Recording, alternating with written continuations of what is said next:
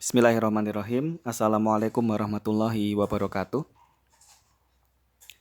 Baik teman-teman sekalian, pada sesi kali ini kita akan mendiskusikan tentang hak asasi manusia atau HAM dari perspektif ide-ide dasar dan perkembangannya. Pertama-tama kita akan mendefinisikan terlebih dahulu apa yang kita maksud dengan hak asasi manusia atau HAM. Jadi, hak asasi manusia adalah hak alamiah yang melekat pada diri seseorang. Jadi, disebut sebagai hak alamiah itu adalah karena dia tidak by design. Jadi, ketika seseorang lahir ke dunia ini, dia telah memiliki hak-hak tersebut secara alamiah. Jadi, yang disebut sebagai hak asasi ini adalah pemberian Tuhan yang sifatnya itu natural, tidak dibuat-buat. Dan itu merupakan hak yang dimiliki oleh semua manusia tanpa terkecuali. Nah, itu definisi dasarnya. Yang tidak boleh dilanggar oleh individu atau negara. Jadi hak tersebut itu tidak boleh dilanggar oleh siapapun, baik oleh individu ataupun oleh negara. Mengapa disebut sebagai hak? Ya, karena itu adalah sesuatu yang harus dipenuhi oleh orang lain dan juga oleh diri kita. Jadi kalau disebut sebagai hak itu artinya sesuatu yang harus dipenuhi. Siapa yang harus memenuhi? Diri kita sendiri harus memenuhi, orang lain harus memenuhi, dan juga negara harus memenuhi. Termasuk negara ketika membuat sebuah peraturan, sebuah regulasi atau hukum, tidak boleh melanggar hak asasi manusia. Jadi secara filosofis, produk dari perundang-undangan itu seharusnya adalah aturan-aturan yang menguatkan hak asasi manusia, bukan justru merugikan atau melemahkan hak asasi manusia. Baik, di dalam definisi ini ada kata kunci yang sangat penting, yaitu pada kata negara. Sebenarnya definisi hak asasi manusia ini adalah definisi yang sangat general, umum. Tetapi munculnya istilah hak asasi manusia itu tidak bisa dilepaskan dari konteks relasi antara individu dengan negara dalam sejarah yang sangat panjang. Jadi di dalam sejarah umat manusia atau kebudayaan manusia, relasi antara rakyat dengan negara itu seringkali berujung pada sebuah relasi yang merugikan rakyat karena hak-haknya dirampas oleh negara. Misalnya, zaman dulu banyak sekali kejadian di mana seseorang itu yang bersalah, dia dihukum dengan cara hukuman-hukuman yang tidak manusiawi, disiksa, kemudian dipaksa untuk minum racun, ya, bahkan diadili tanpa ada transparansi dalam peradilan itu sendiri. Jadi ada kesewenang-wenangan, ada sebuah tirani yang dilakukan oleh negara, penindasan yang dilakukan oleh institusi yang bernama negara kepada individu.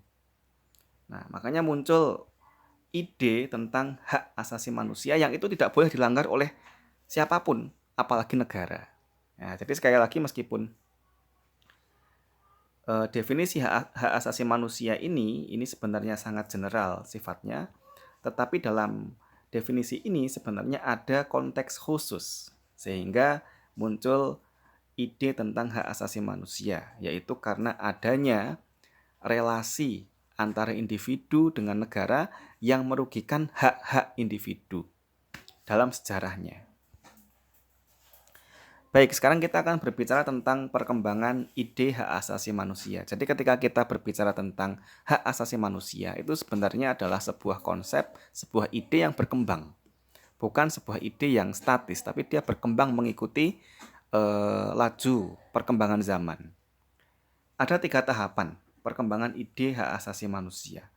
Pada tahap pertama, hak asasi manusia ini adalah sebuah ide tentang hak sipil dan hak politik yang muncul pada era pencerahan Eropa. Jadi pada pemaknaan awal, hak asasi manusia ini atau ide tentang hak asasi manusia ini lahir karena ada relasi konflik antara rakyat dengan penguasa, antara rakyat dengan negara. Dalam hal ini, negara dianggap sebagai pihak yang banyak mengambil atau merampas hak-hak rakyatnya. Sehingga muncul ide tentang kesetaraan, ide tentang hak sipil, hak politik, bahwa setiap manusia itu memiliki akses politik yang sama, memiliki hak politik yang sama. Beberapa hal yang menjelaskan tentang ide HAM pada tahap pertama ini misalnya, HAM dipahami sebagai hak untuk menentukan nasib sendiri, sebagai hak untuk tidak dihukum mati oleh negara. Kalaupun dihukum karena sebuah kesalahan, itu hukumannya adalah hukuman yang manusiawi. Tidak boleh diseksa, tidak boleh ditahan sewenang-wenang, tidak boleh diadili dengan peradilan yang tidak independen, dan tidak boleh ada larangan untuk berekspresi dan menyampaikan pendapat. Nah, jadi tahap pertama ini adalah tahap klasik dari ide hak asasi manusia, yaitu tahapan di mana rakyat itu menginginkan adanya kesetaraan dalam hal sipil, dalam hal politik dan hak sipil. Nah, kemudian berkembang pada tahap kedua. Pada tahap kedua ini, ide HAM itu bukan sekedar ide tentang hak sipil, tapi dia adalah ide tentang pemenuhan kebutuhan ekonomi, sosial, budaya, pendidikan, dan persamaan politik. Jadi pemaknaannya berkembang. Pada tahap kedua ini, HAM itu adalah hak untuk bekerja. Jadi setiap individu itu bukan hanya berhak untuk hidup, tapi dia berhak untuk bekerja, berhak mendapatkan upah yang sama, berhak untuk tidak dipaksa bekerja di satu tempat gitu ya, berhak untuk pendidikan yang layak, berhak dalam berpartisipasi dalam kegiatan sosial tanpa harus dibedakan dari sara atau suku, ras, dan agama, berhak menikmati kemajuan ilmu pengetahuan, dan lain sebagainya. Itu tahap kedua dari ide HAM. Nah, kemudian berkembang lagi menjadi tahap yang lebih kompleks. Jadi ide HAM pada tahap ketiga ini lebih kompleks dari dua tahapan sebelumnya. Ide HAM itu berkembang menjadi hak untuk mendapatkan lingkungan hidup yang layak, perumahan yang layak, dan pelayanan kesehatan yang layak. Jadi pada tahapan ini yang dimaknai sebagai hak asasi manusia itu bukan sekedar orang dianggap memiliki hak untuk bekerja, untuk sehat gitu saja, tapi juga hak untuk memperoleh hidup yang sehat, lingkungan yang sehat, perumahan yang layak, dan juga hak untuk mendapatkan pelayanan publik, termasuk pelayanan kesehatan yang memadai. Jadi, ketika sebuah negara itu memberikan akses pelayanan kesehatan kepada rakyat, itu sebenarnya bukan merupakan kasih sayang negara kepada rakyatnya, tetapi itu merupakan kewajiban negara untuk memenuhi hak-hak rakyatnya.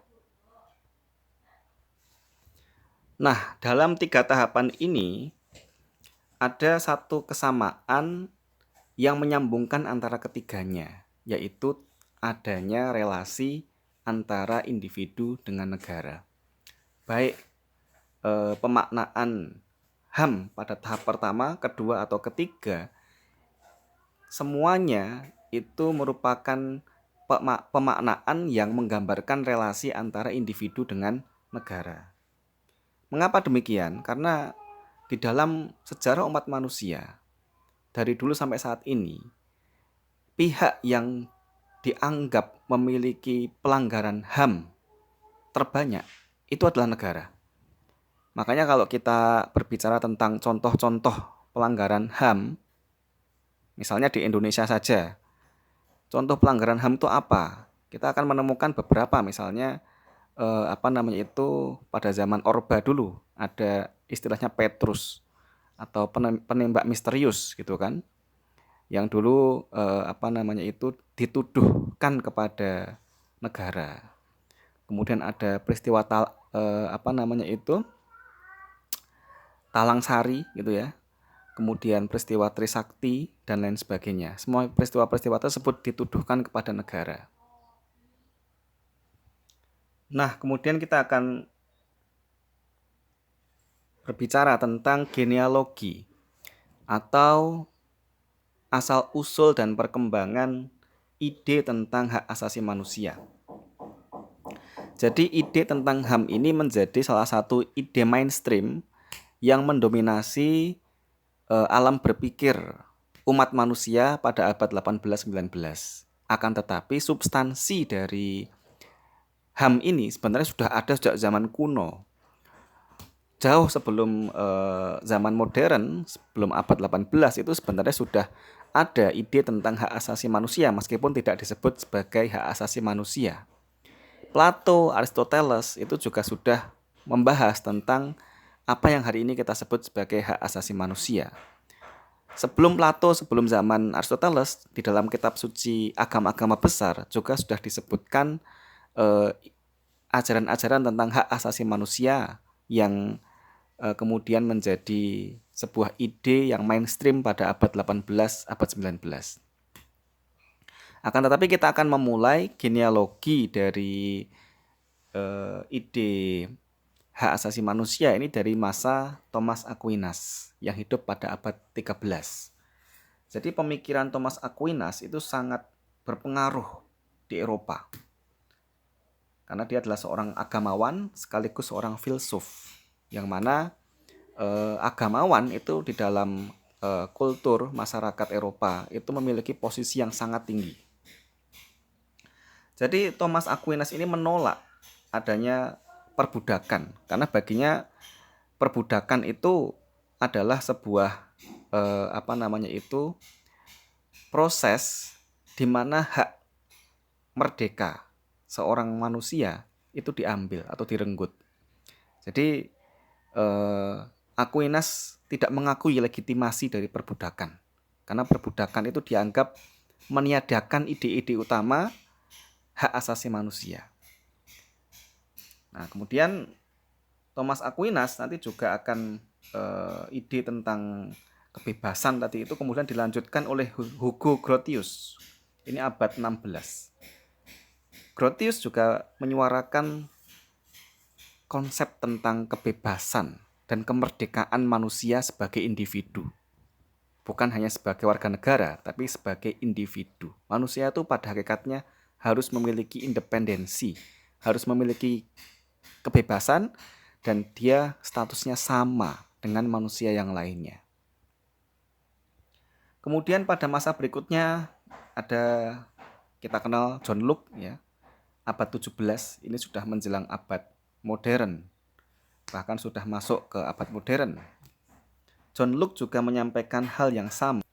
Setiap manusia menurut John Locke itu dikaruniai oleh Tuhan sesuatu yang diberi nama hukum kodrati. Jadi hukum kodrati itu menurut John Locke, seorang filsuf dari Inggris, itu adalah hak hidup, hak kebebas, dan hak untuk memiliki sesuatu. Yang itu merupakan hak-hak alamiah yang sifatnya pemberian dari Tuhan, yang tidak boleh diganggu oleh siapapun. Kemudian pada masa berikutnya ada Rousseau. Rousseau pada tahun 1776 menerbitkan sebuah buku yang pada intinya melalui buku tersebut Rousseau ingin mengatakan bahwa rakyat itu tidak boleh dianggap sebagai kawula. Jadi relasi antara rakyat dengan penguasa itu tidak boleh dipandang sebagai relasi atas dan bawah. Karena setiap manusia itu memiliki kesetaraan yang natural, memiliki kesamaan status sosial, tidak boleh dibeda-bedakan. Jadi rakyat itu bukan bawahan. Itu pandangan Rousseau pada tahun 1776. 1876. Kemudian setelah periode Rousseau, ada periode berikutnya, periode pada masa modern, yang tokohnya diantaranya adalah Marquis de Lafayette. Siapa itu de Lafayette? Jadi de Lafayette ini adalah seorang yang memiliki kedekatan dengan Presiden pertama Amerika Serikat, George Washington. Dia berpendapat bahwa manusia itu terlahir dalam keadaan bebas, dan manusia itu terlahir dalam keadaan memiliki hak-hak paten yang tidak boleh diganggu-gugat. Dan kita tahu bahwa George Washington itu ketika mendirikan Amerika, dia meniru pernyataan-pernyataan revolusi Inggris dalam deklarasi hak asasi manusia tahun 1879. Nah, pada peristiwa pada periode masa pengaruh Thomas Aquinas, itu ada beberapa peristiwa-peristiwa penting. Di antaranya pada tahun 1215 itu ada sebuah peristiwa yang sangat dicatat oleh sejarah, yaitu Magna Carta. Kemudian ada peristiwa pada tahun 1689 yaitu Bill of Rights, dan ada peristiwa-peristiwa lain. Apa itu Magna Carta? Magna Carta itu adalah sebuah deklarasi yang terjadi di Inggris pada tahun 1215, yang intinya adalah menggugat raja, karena pada saat itu raja itu dianggap sebagai orang yang sangat semena-mena, dan yang memimpin pada saat itu adalah Raja John yang berkuasa di Inggris. Itu tidak disenangi oleh rakyat dan juga tidak disenangi oleh kalangan elit istana dan termasuk oleh bangsawan, sehingga muncul deklarasi Magna Carta yang diantara isinya adalah meminta raja untuk menghormati hak dan kemerdekaan gereja atau agamawan, kemudian meminta kepada raja untuk menghormati hak-hak rakyat, kemudian meminta kepada negara untuk tidak memberikan sanksi atau eksekusi hukuman kepada orang-orang yang dianggap salah tanpa peradilan yang jelas. Jadi intinya adalah sebuah sebuah tuntutan rakyat kepada negara untuk berlaku adil, untuk berlaku yang tidak merugikan hak-hak asasi yang dimiliki oleh setiap rakyat. Nah, kemudian pada tahun 1689 itu juga muncul deklarasi Bill of Rights di Inggris, yang isinya adalah